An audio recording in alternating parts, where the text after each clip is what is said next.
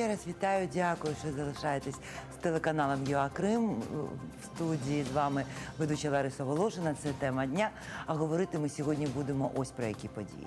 22 квітня цього року в Нью-Йорку відкрилася 18-та сесія постійного форуму ООН з питань корінних народів. Приймали участь в роботі сесії форуму делегація Меджлісу кримськотатарського народу в складі Іскандера Барієва, Сулеймана Мамутова, Федірюхан Усіїнової та Зареми Барієвої.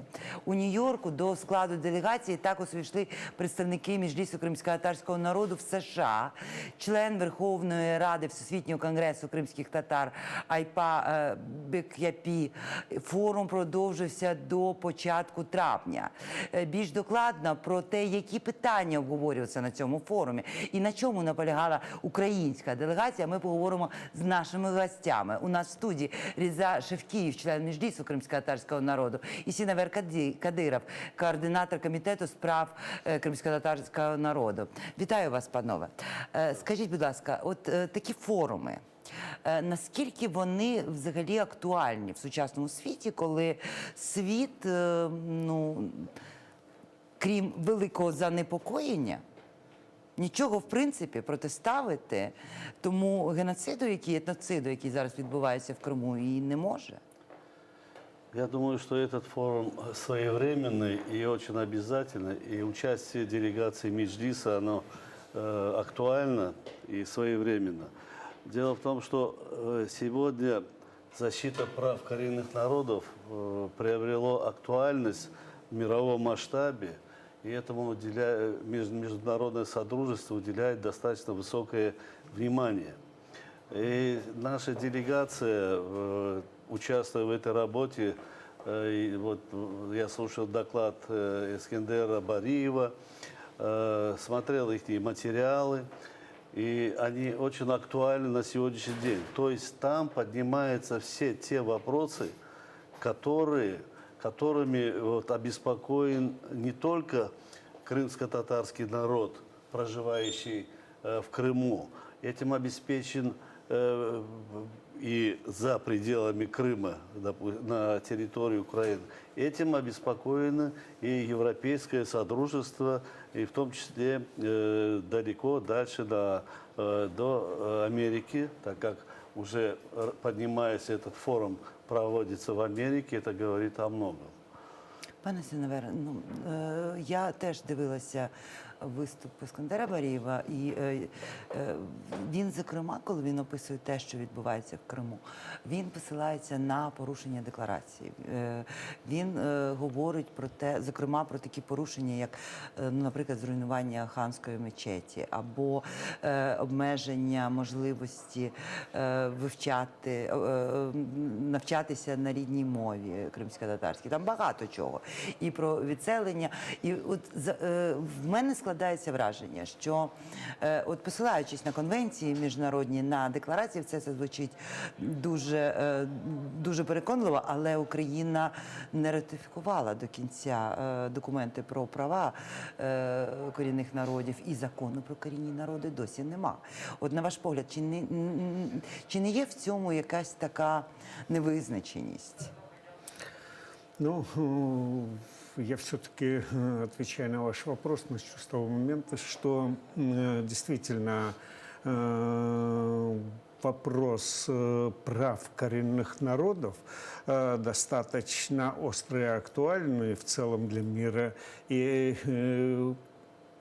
само появление декларации ООН о правах коренных народов подчеркивает значимость этой проблемы. Но, к сожалению, при этом еще нужно учитывать, что и сама проблема с коренными народами достаточно такая сложная. в мире насчитывается представителей коренных народов до 300 миллионов. И представьте, страны Латинской Америки, страны Северной Америки, страны Африки и, скажем, берем Крым, берем Украину, Европу, это на севере народ Суоми, да, и Украину с проблемой оккупированного Крыма и крымских татар. И если, собственно говоря, обратиться к проблеме этих народов, достаточно очень такой большой разбег. У народов Суоми, да, это те, которые территориально, их этноареал, это Финляндия, Швеция, Норвегия. Так, там 4 державы. Одни проблемы, проблемы коренных народов в Африке, другие проблемы и проблемы крымских татар. Так вот, скажем, наша задача, и в первую очередь то, что, отвечая уже на вопрос непосредственно, который вы задали, здесь Украина должна четко определиться в вопросе крымских татар. Признает ли она их как коренной? И не просто декларативное признание, а признает ли она их законодательно, введя это понятие в правовое поле Украины. Поскольку лично я стою на позиции той, что освобождение Крыма, вопрос признания правосубъектности крымско-татарского народа, на мой взгляд, это является базисом в политико-правовой тактике освобождения Крыма. Стратегії даже, не да, а стратегії. Ми про це поговоримо трошки пізніше. У нас на зв'язку Сулейман Мамутов, правовий аналітик Всеукраїнського благодійного фонду «Право на захист», який приймає участь в цьому форумі. І ми розпитаємо більш докладно, як сприймається питання прав кримськотатарського народу на території окупованого Криму на тлі загального іншими представниками інших корінних народів світу. Вітаю вас, пане Сулеймане, ви нас чуєте?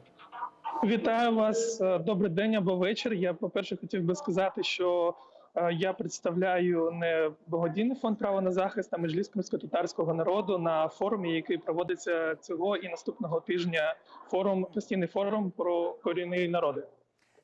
Тим не менш, правовий аналітик – це не представництво, це фактично фах професійний. І ви можете аналізувати те, що ви бачите. Скажіть, будь ласка, ми зараз говоримо про те, що в світі існує не тільки декларація про права корінних народів, але й конвенція. І Україна не доєдналася до конвенції. Є питання про те, що закону про корінні народи, він досі не прийнятий. Хоча є постанова Верховної Ради про визнання кримськотатарського народу як корінного народу. От скажіть, будь ласка, наскільки ця правова невизначеність, як вона взагалі впливає на делегацію, яка зараз працює на міжнародному форумі? Дуже дякую за питання. Звичайно, якщо б Україна прийняла спеціальний закон на додаток до заяви, яка була прийнята Верховною Радою 20 березня 2014 року, то тоді ми могли казати про більш посилений механізм захисту прав корінних народів в Україні. Але на сьогодні ми маємо те, що маємо. Я вважаю, що постанова – це теж є нормативно-правовий акт. Дуже важливо нам розуміти, що саме було зазначено в цій постанові. Це, по-перше, визнання кримськотатарського народу як корінного, це визнання представницьких вищих органів кримськотатарського народу Меджлісу та Курултаю. І найважливішим є визнання Верховною Радою, це все-таки постанова. Добре, що розумію, що не закон, але ми можемо довго тут сперечатися про правову природу постанови або закону.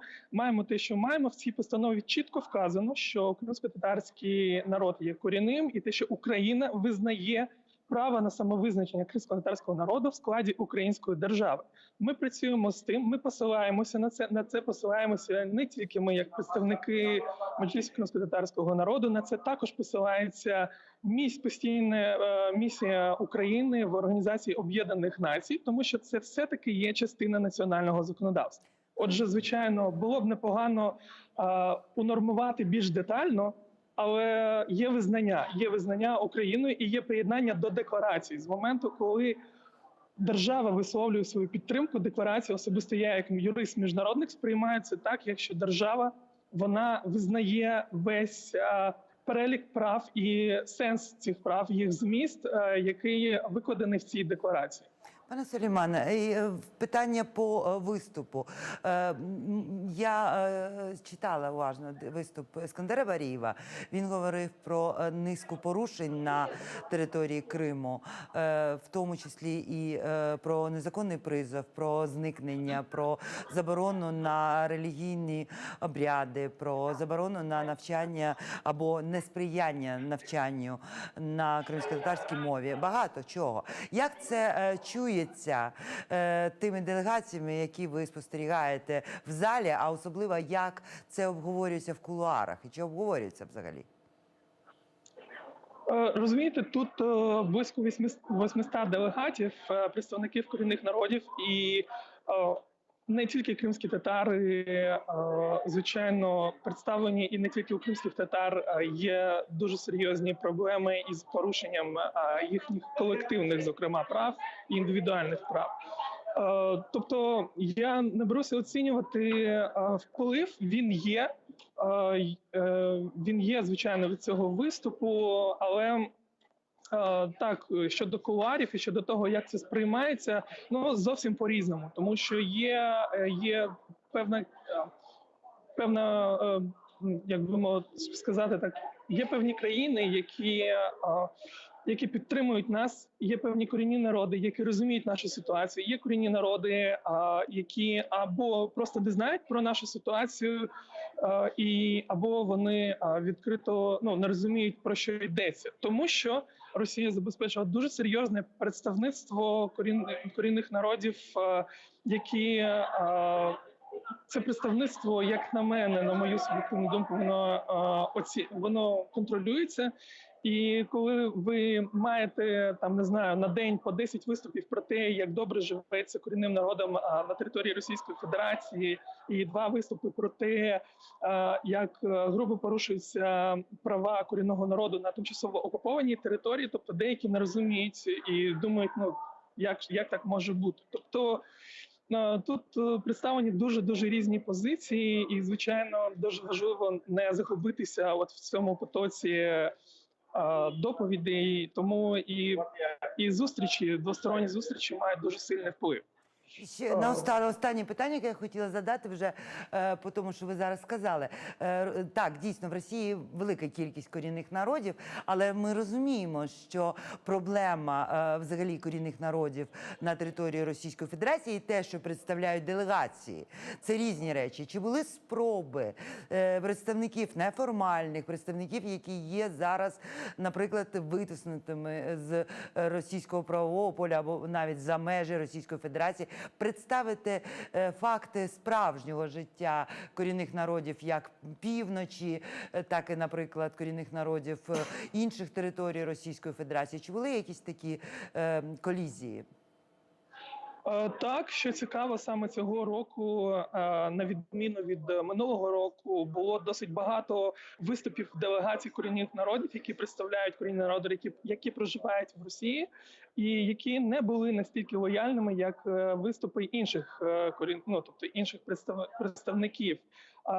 Це здебільшого, наскільки я розумію, ті активісти, правозахисники, які отримали статус біженця або політичний притулок в країнах Заходу, і вони виступають досить різко щодо порушення Росією прав корінних народів. Особисто я чув не менше, ніж 5 виступів такого характеру.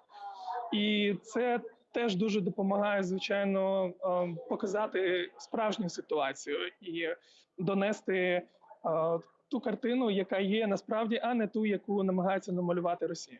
Дякую, пане Сулеймане. Подякуємо Сулейману Мамутову, який представляє Меджліс кримськотатарського народу на форумі ООН щодо прав корінних народів. Ми повертаємося в студію. І в мене до вас питання, пане Різа. Скажіть, будь ласка, ну от ми почули Меджліс. Дійсно, в 2014 році, коли сталася окупація, вже війська в Криму російські патрулюють вулиці, і Верховна Рада приймає постанову, не закон, постанову, де визначає, по-перше, корінний статус кримськотатарського народу, по-друге, все ж таки визнає Меджліс і Курултай органами влади кримськотатарського народу. А далі, чи був прийнятий якийсь закон України, який би впорядковував діяльність, надавав фінансування, ну, якесь поглиблення правового статусу Меджлісу? Чи були чи достатньо тієї постанови, яка була прийнята для ефективного функціонування представницького органу кримських татар на території материкової України? К сожалению, таких существенных законов не было принято, кроме закона про геноцид крымско-татарского народа. Незаконно. А що це було? Постановление, да. Знову постанови? Постановление, признавшее геноцид крымско-татарского народа.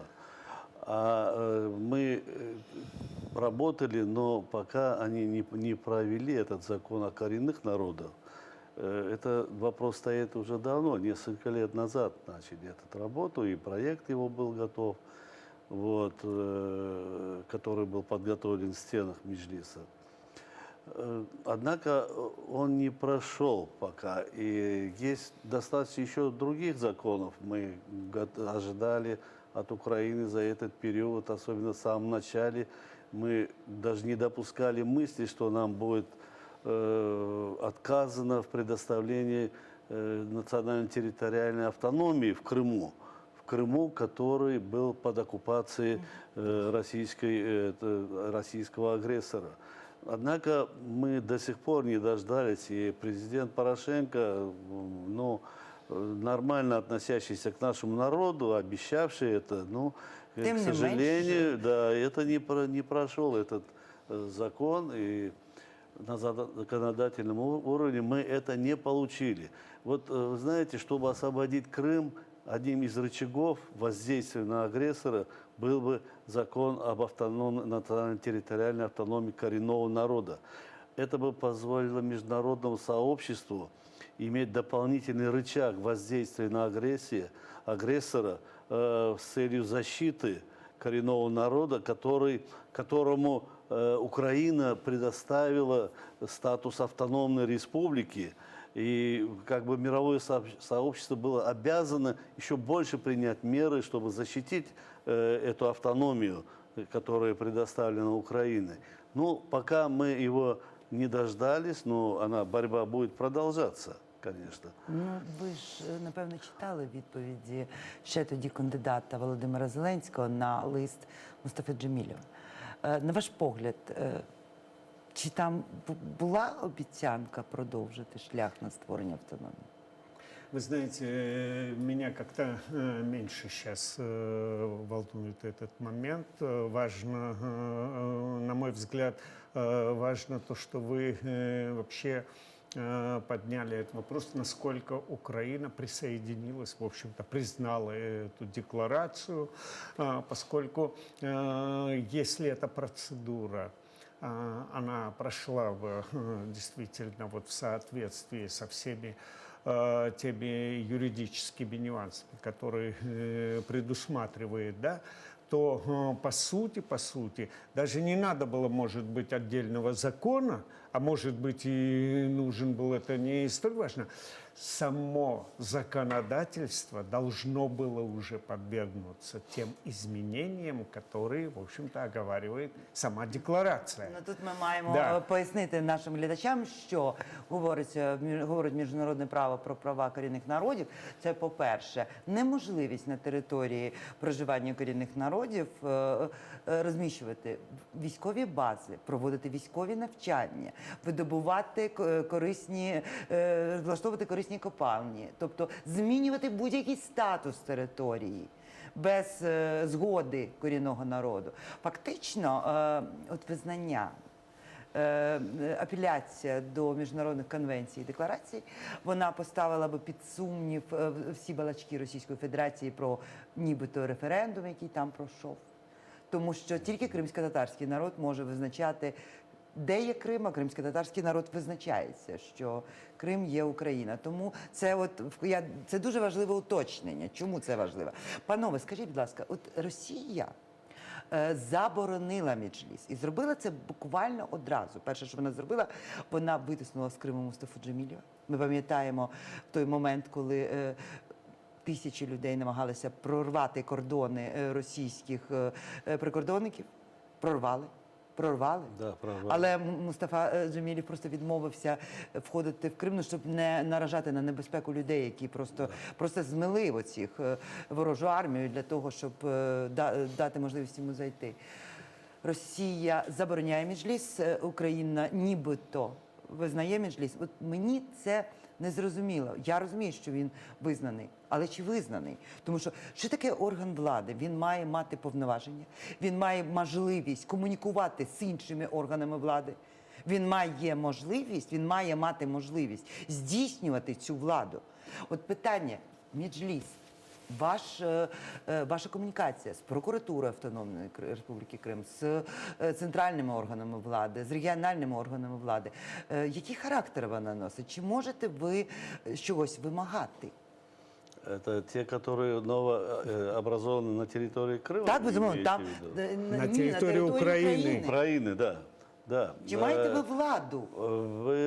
Да, мы поддерживаем контакты. Допустим, в прокуратуре заведено уголовное дело по имуществу фонда «Крым», которым я сужусь с оккупантами и провел более 50 судебных заседаний, наверное, за этот период.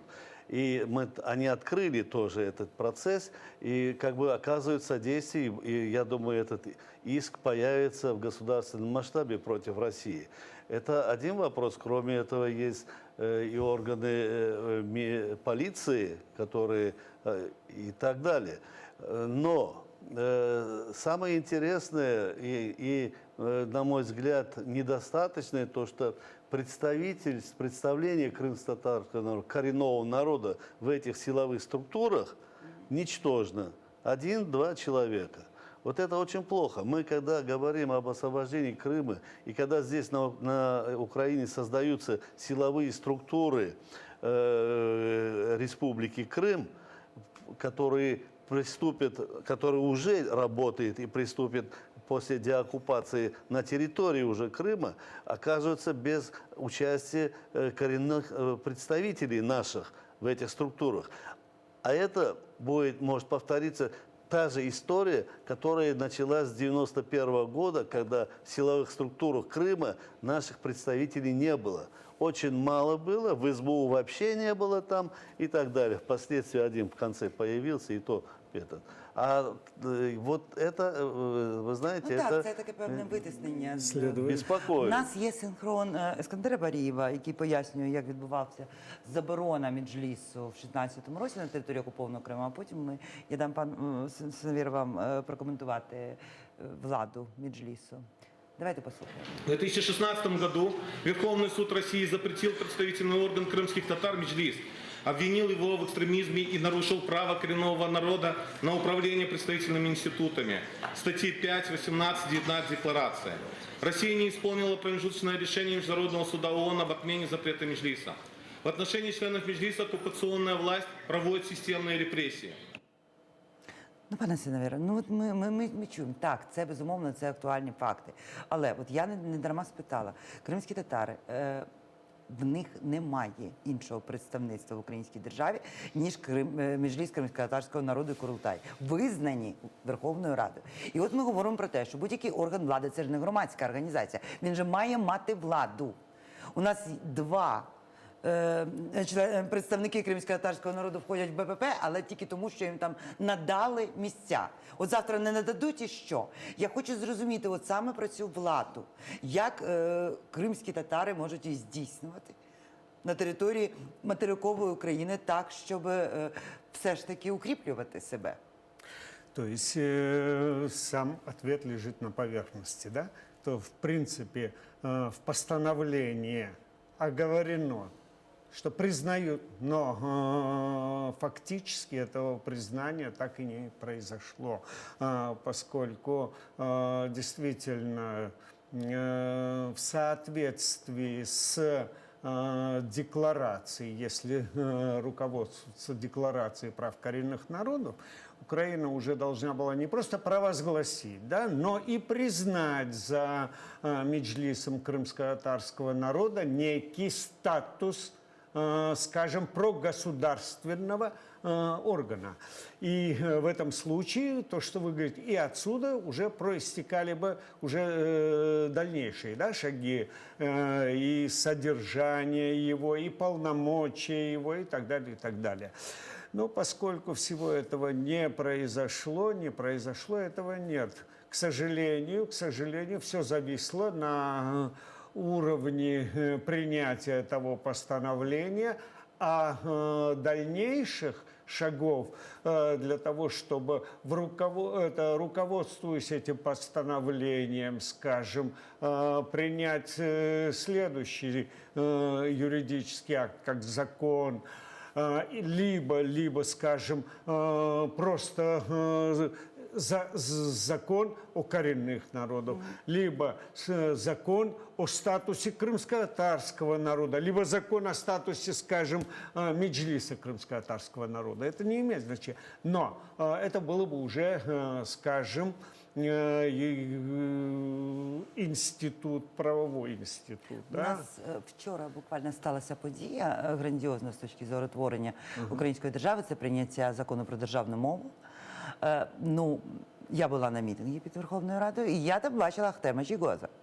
Він теж прийшов підтримати мову. Він не виступав, ми поговорили буквально там кілька хвилин про значущість цієї події. Я бачила, як на ролику, який демонструвався в сесійній залі депутатам, де митці пояснювали важливість української мови, там одним з спікерів був Ахтем Сейтаблаєв.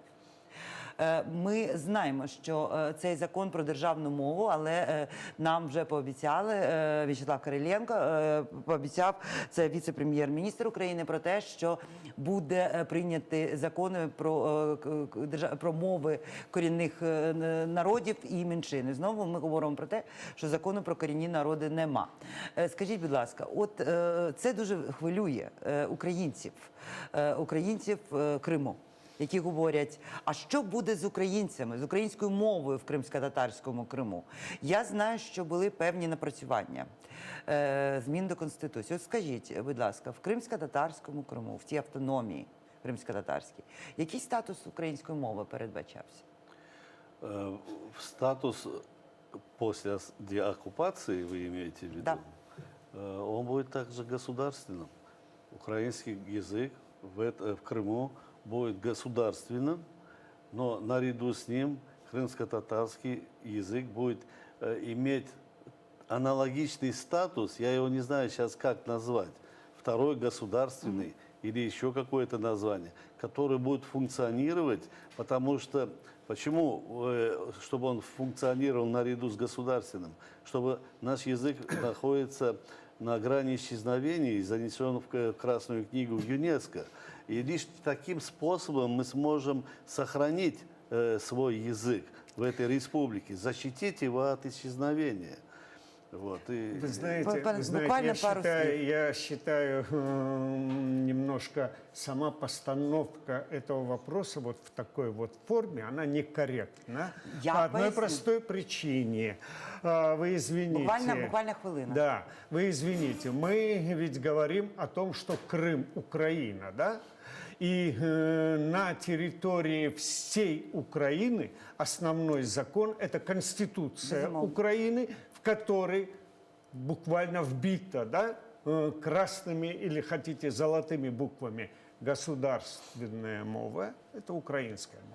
Поэтому о чем речь идет? Секунда, все зрозуміло. Дякуємо нашим гостям. У нас в студії був Різа Шевкіїв, член Меджлісу кримськотатарського народу, і Сінавір Кадиров, представник комітету захисту прав кримськотатарського народу. І вже в кінці, перед тим як попрощатися і передати слово Мідату Халілову для новин на кримськотатарській мові, я хотіла би нагадати, що в тій автономній республіці Крим, яка існувала до окупації, було 3 мови.